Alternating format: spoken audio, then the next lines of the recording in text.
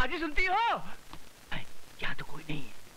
चलो अच्छा हुआ, खुद ही नाटक करके सारा पैसा सेठ से वसूल कर लेता हूँ। अरे सुनती हो?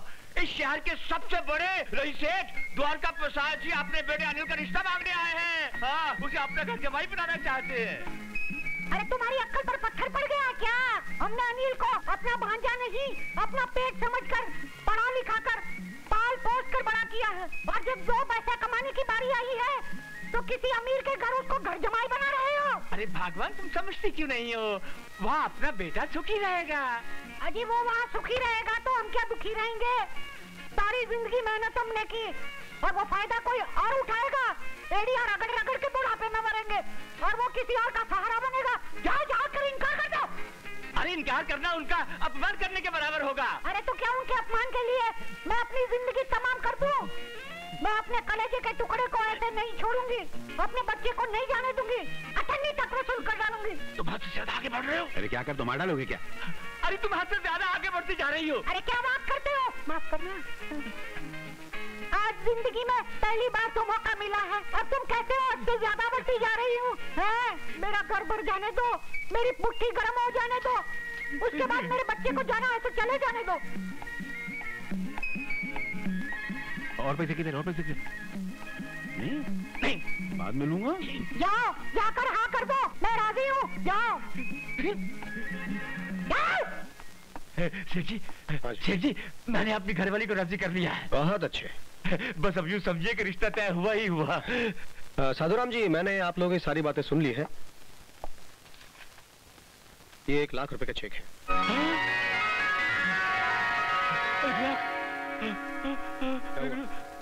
क्या हुआ? क्या हुआ साधुराम जी, क्या हुआ?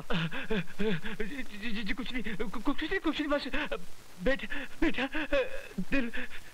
दिल और घर से जुदा हो रहा है ना, उसी गम में बस चक्कर आ गया। अरे जी, अनिल बेटा भी आ गया। नमस्ते। अरे नमस्ते से काम नहीं चलेगा बेटा। सेठ जी के पांव छूकर इनका आशीर्वाद लो। ये अपनी बेटी का रिश्ता तुम्हारे लिए लेकर आए हैं और हमने उसे मंजूर कर लिया है। चलो पांव छुओ। नहीं बेटे, जीते रहो। साधुराम जी, मैं चलता हूँ। नमस्ते। हाँ बेटा, सेठ जी को बाहर छोड़ कर आओ। बेटे बैठो तुम, मैं चला जाऊंगा। ये सेठ द्वारका प्रसाद जी यहाँ क्यों आए थे? मैं बताता हूँ ना, वो अपनी बेटी मोना के लिए दामाद खरीदने आए थे। क्या? और इनको खरीद के चले गए। हाँ, ससुर जी ने 1 लाख रुपए में तुम्हें भेज दिया है। तुम उनके घर में घर जमाई बन के रहोगे मेरी तरह। मुबारक हो। घर जमाई? जय हो लक्ष्मी देवी, जय हो।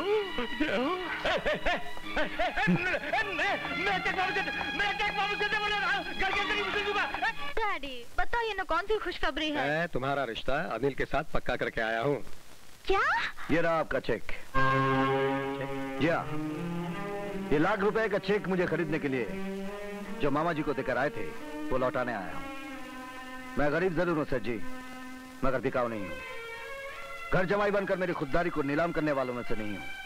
नहीं बेटे, तुम शायद मुझे गलत समझ। आप मुझे गलत समझ बैठे। आपने शायद ये सोच लिया कि मैं दौलत की वजह से मोना से शादी कर रहा हूँ। लेकिन बेटे। डैडी, अनिल बिल्कुल ठीक कह रहे हैं।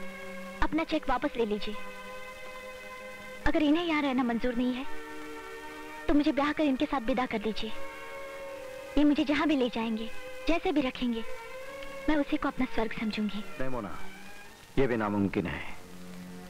आशा और में पली हुई एक रईस इंसान की बेटी को अपने घर ले जाकर दुख और तकलीफ के कांटों में नहीं घसीटूंगा। मैं तुम्हारे लायक नहीं हूं मोना। इसका मतलब है कि तुम मुझसे ब्याह ही नहीं करना चाहते, और अगर नहीं करना चाहते तो मेरे साथ प्यार का ढोंग करने की क्या जरूरत थी? शायद ये मेरी नादानी थी, क्योंकि असलियत के आईने में मैंने अपनी औकात की शक्ल नहीं देखी थी। शब्दों का सहारा लेकर इनकार करने का ये बहुत अच्छा तरीका है। अनिल, अगर मेरी शादी जिंदगी में होनी है तो सिर्फ तुमसे होगी, वरना ये मांग जिंदगी भर सुनी रहेगी, क्योंकि किसी दूसरे का हाथ इस मांग को कभी नहीं छू सकता, कभी नहीं। बोला सजीव, सजीव, सजीव, सर जी गोली मैं इसमें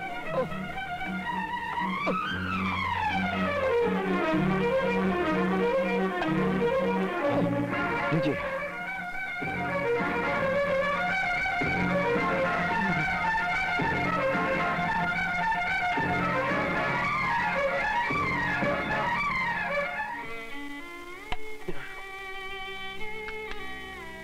क्या हुआ सर जी?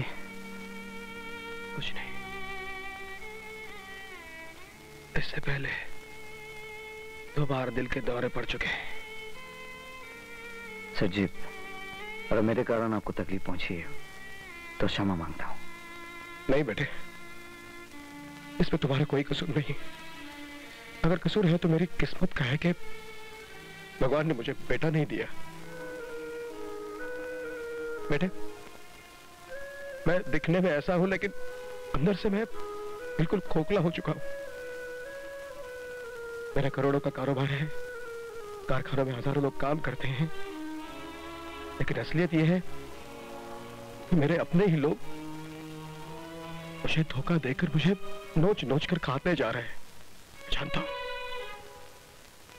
और इस बीमारी की वजह से इन सारी जिम्मेदारियों को संभालने की अब मुझ में ताकत नहीं है बेटे। जिस दिन पहली बार मैंने तुम्हें देखा तो ऐसा लगा कि तुम्हारी शक्ल में भगवान ने मेरे पास मेरा बेटा ही भिजवाया है, मेरे हर दुख को मिटाने वाला, मेरे सारे कारोबार को संभालने वाला। मगर बेटे, अगर ये मेरी दौलत तुम्हारे और मोना के प्यार के बीच दीवार बनकर खड़ी है तो मैं मेरी ये सारी दौलत दान देकर उस दीवार को गिरा दूंगा। सर जी, मैं जानता हूं बेटे, घर जमाए बहुत गिरा हुआ शब्द है, लेकिन मैं तुम्हें घर जमाई के रूप में नहीं, मेरे बेटे के रूप में इस घर में लाना चाहता हूं। तुम जैसे बेटे को पाने के लिए ये मामूली दौलत ही क्या, मैं 100 जन्म कुर्बान करने के लिए तैयार हूं। आज आपने मुझे खरीद लिया। इतनी इज्जत, इतना प्यार इस अनाथ को आज तक किसी ने नहीं दिया। आपके इस प्यार के लिए आपका ये बेटा सब कुछ करने को तैयार है बाबूजी।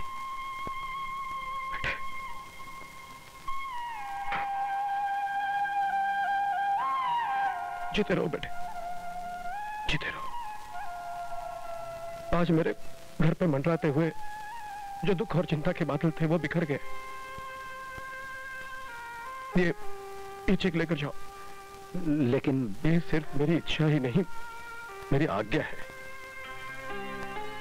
मरवा दिया इसका भांजे ने, मुझे मरवा दिया साले। मामा जी दरवाजा खोलिए। नहीं खोलूंगा। मेरी बात तो सुनिए। पहले ये बता कि चेक लाया कि नहीं लाया? चेक ही लेकर आया हूं।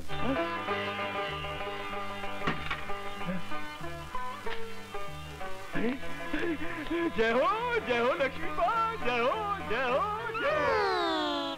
क्या ये? दहेज की लिस्ट। अच्छा, ₹1,00,000 का चेक देखा तो दहेज की लिस्ट याद आई।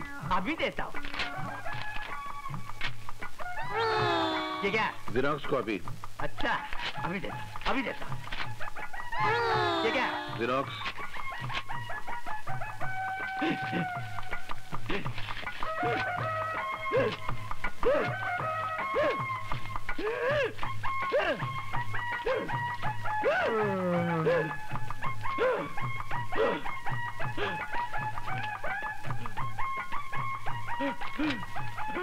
और कितने हैं?